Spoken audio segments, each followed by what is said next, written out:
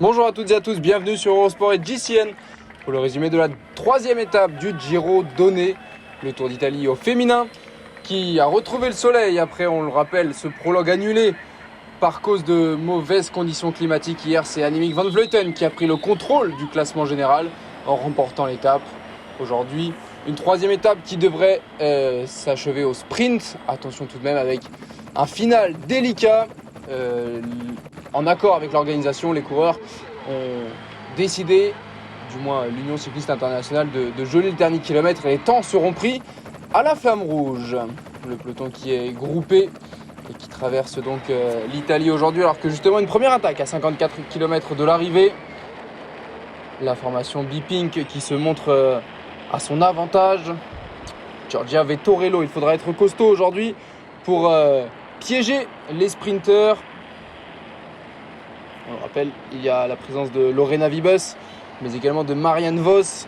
C'est les équipes italiennes locales qui vont tenter de se porter à l'avant.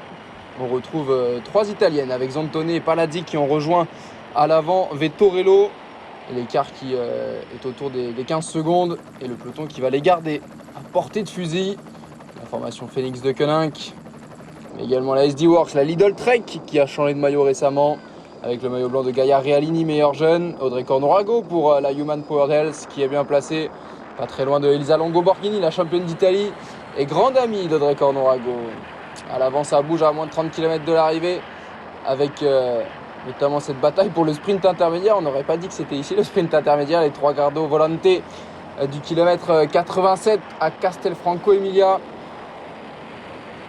Et le peloton qui s'organise derrière et qui va revenir petit à petit sur la tête de course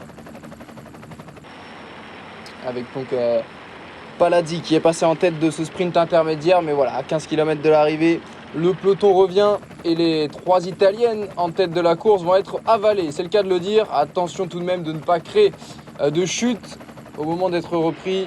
La formation Canyon SRAM qui se positionne en tête avec Chloé Dygert, la nouvelle championne des États-Unis.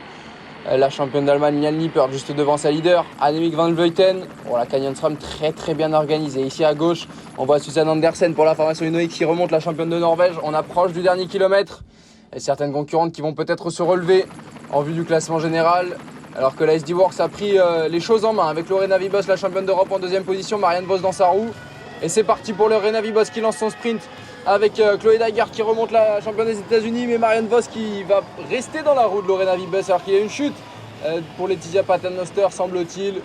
La victoire pour Lorena Wiebes, celle qui est sans doute la meilleure sprinteuse du monde, confirme son statut. On va voir un petit peu après au ralenti peut-être la chute de Laetitia Paternoster qui vient toucher une roue.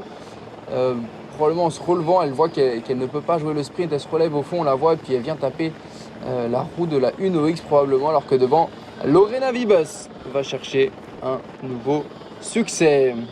Du côté de Modène, elle va devancer Marianne Vos, elle qui n'avait plus gagné entre guillemets depuis le Lotto Thuringen Ladies Tour où elle avait remporté la 5e étape. Chloé Dygert et Megan Jastrab, les américaines 3e et 4e devant Barbieri et Georgia Baker.